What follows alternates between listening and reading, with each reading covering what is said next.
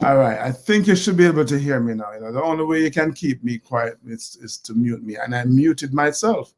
Um, so maybe I should start over then, because nobody, well, my friends on Instagram was hearing me. I forgive me. But so last week we spoke about mindset, right? We spoke about we kind of broke it down to two mindsets: fixed and growth mindset, as a result of the work of Carol Dweck, professor at Stanford University. So she spoke about people who have a fixed mindset. They believe that the level of intelligence and IQ and talent that they have is fixed. That's what they were born with, and it's unchangeable. It doesn't matter what it is that you do. In their mind, it cannot change. You can never improve your abilities. And then there are those with a growth mindset. They believe that, yes, absolutely, their abilities can be developed. They can improve in any which way they choose to improve. It just requires a tremendous amount of commitment and hard work, right? They have no issue with doing the work. And so last week we posited the question: can someone with a fixed mindset develop into a person who has a growth mindset? And we know that certainly by definition that the people with a growth mindset believes that you absolutely cannot go from having a fixed mindset to a growth mindset, right? But we know that's hogwash. You can develop a growth mindset. It's through a process, through a phenomenon, if you will, called neuroplasticity. Neuroplasticity. As you know, the word neuro, suggests nerves and the nervous system. Plasticity, says that something is capable of being molded. You can it can receive any shape that in a form that you desire, right? So a while back, I spoke about the heart-brain relationship or connection. And in that conversation, I spoke about the fact that in many respects, the heart is far more powerful and a far more important organ than the brain. You know what? I'm not going to relitigate that conversation, except to say, hey, let's call the heart and brain 1A, 1B. You choose which one. We know how important the brain is. It's responsible for coordinating every single part internally and externally of our bodies, right? It has these neurons that are fundamental to the brain itself and to our entire nervous system. Fun fact, our brain, I don't know if you knew this, has about 100 billion with a B. Our brain has about 100 billion neurons in it. And these neurons, or nerve cells, are responsible for carrying the action and the reaction message back to our bodies. And that allows us then to feel and to think and eventually take action, act in the way that we deem appropriate.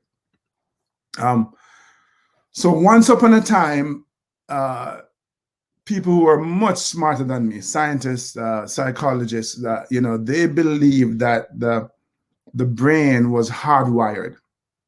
That, yeah, when you were younger, when you were a kid, your brain was like a sponge. It just kind of soaked up information. But once you became an adult, late 20s, early 30s, then your brain became hardwired in your mind, and there's nothing that could change it. But we know now that's not true. We know that regardless of your age, your brain has the ability to learn or relearn. It has the ability to adapt to different environments, right?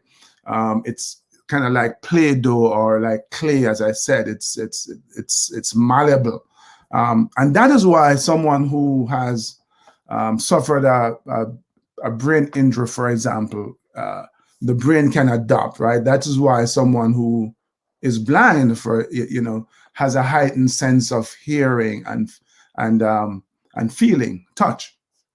That is why someone who is depressed, for example, can, bounce back from depression as well, because the brain is malleable. That is exactly what neuroplasticity is. And so it's this, it's kind of magical in a way, because the brain, as I said, isn't hardwired. It's kind of like Play-Doh, it's kind of like clay. So if that is so, it means then that regardless of where we find ourselves currently, regardless of our past experiences, regardless of our current skills and abilities, we can actually get better, which is what is needed, right? In order for you to succeed, in order for you to achieve your goals, you have to get better, more skilled, more knowledgeable than where you are. And if our brains were fixed, then it would mean that we had no hope of achieving any more success than what we have now. But fortunately, there's neuroplasticity. We have brains that are malleable. And so, yes, we can actually become better.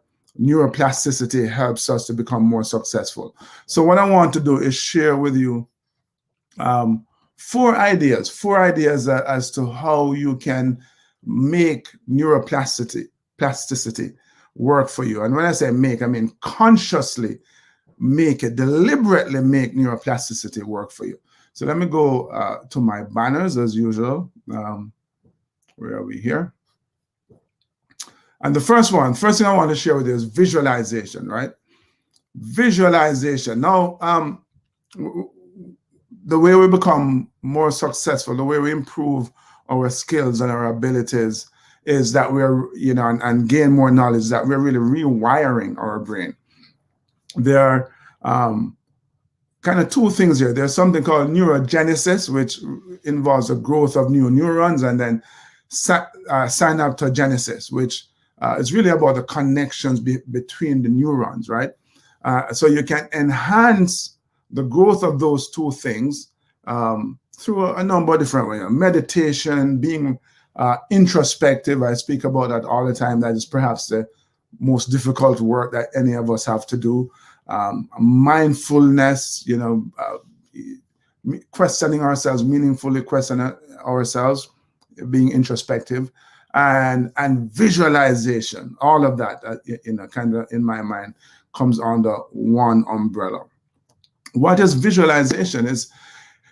It's taking, kind of an abstract concept, an abstract hope, and then creating an image of that in your mind, right? And that, I want to say, inspires and it guides you. The amazing thing, one of the wonderful things about the human brain is that it cannot distinguish between an imagined event and a real event. It cannot tell the difference between something that you're just daydreaming about or you're visualizing or something that you actually imagine, right? Remember, as I said earlier, the brain takes the reactions and it causes us to then feel and think and eventually act. So there's this principle, fire together, wire together. So that comes into play when we're visualizing, when we start visualizing a certain action, a certain experience. It creates these, we talk about neurogenesis and synaptogenesis. It creates these connections, right? It starts creating new neurons that then connects in our brains to then form a habit. And so when you're practicing a habit, for example, that's a certain action, that's exactly what's happening too. Let's see somebody saying, morning, Leon. Right. So visualization is such an important part of the process in terms of helping us to get better, to grow, to become more skilled, right? That's a growth mindset person right there. Number two, then, would be that you should carefully choose your circle. Carefully, let me get back to my banners. Carefully choose your circles. Carefully choose the influences, the people that you allow to influence you. Remember, your mom used to tell you, hey, show me your company, I'll show you who you are, right? So you have to deliberately make a deliberate effort to spend time with people who motivate you, people who, my camera went.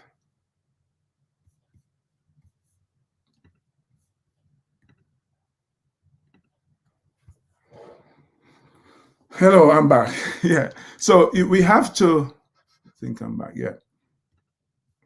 Yeah. Make sure that we're spending time with people who motivate and inspire you, people who are not going to beat you up, people who are not going to belittle you, people who share your same similar core values, right? Because if you want to grow in a meaningful way, neuroplasticity obviously is going to come into play. So if you want to grow in a meaningful way, those are the people the kinds of people that you need to be around. So that would be number two. First, visualization. Secondly, carefully choose the people that you want to hang around. Number three, exercise, man. Exercise. You have to get up and move. Maybe I should say that, move, because a lot of people get turned off with the word exercise. All right, physical activity. Engage in physical activity. Exercising or physical activity really helps to improve our cognitive performance, right? It enhances our brain health. We spoke about the brain heart connection earlier. Obviously, the brain engaging in physical activity is good for the heart. It gets the heart pumping the blood to our brain, and we need to feed the brain with as much oxygen as we can, right? It really improves when your brain cells grow. Obviously, it improves um, your memory and your performance and so on. So exercise, right, or physical activity. So visualization, choose your friends carefully. Physical activity would be the next one. And then number four, baby, it kind of, physical activity, exercise, and proper diet, goes hand in hand, don't they? It's really important. Your energy comes from your food, and our brains really function well when we're eating well.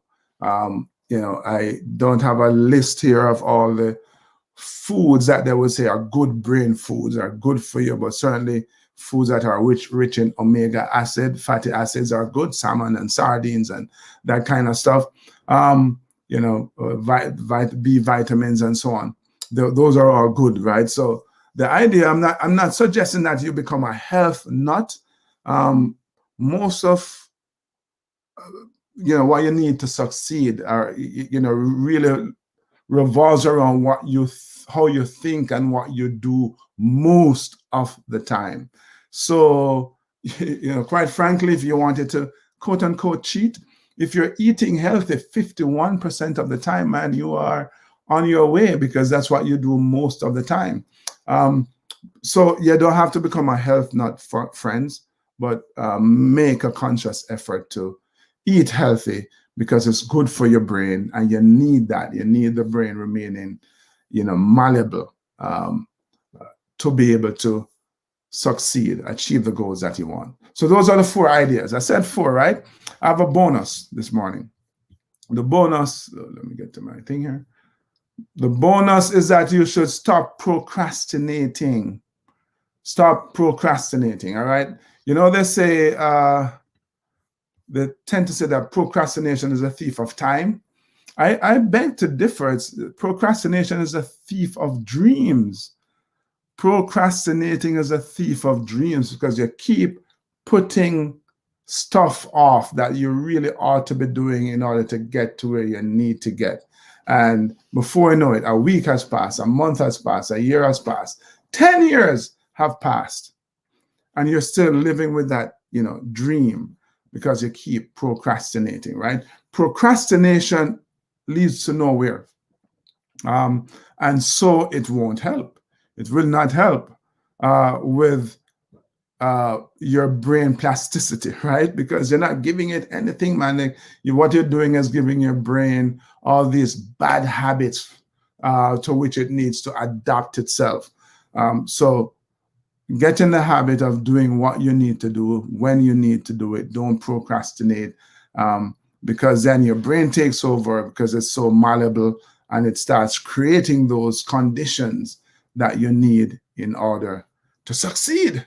in order to get over the hump, whether it's during this week or throughout your life generally.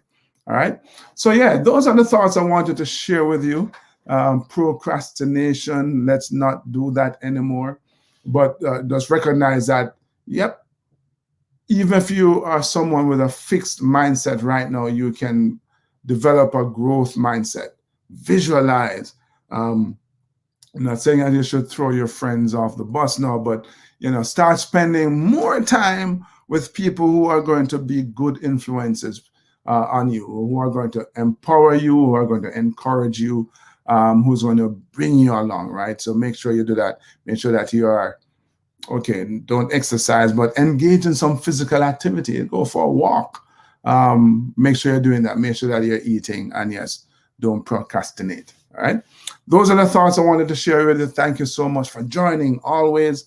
Don't forget to check out my YouTube channel, man, youtube.com/keep-on-pushing-always, because there you're going to find some amazing interviews, some amazing successful people who are sharing their experiences and their insights, and hopefully are going to inspire you to keep on pushing and become your best as well.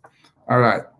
So thank you so much for joining. Sandra, always great to have you. Thank you for joining us. And until we connect next week, you know what to do. Keep on pushing, baby. Keep on pushing.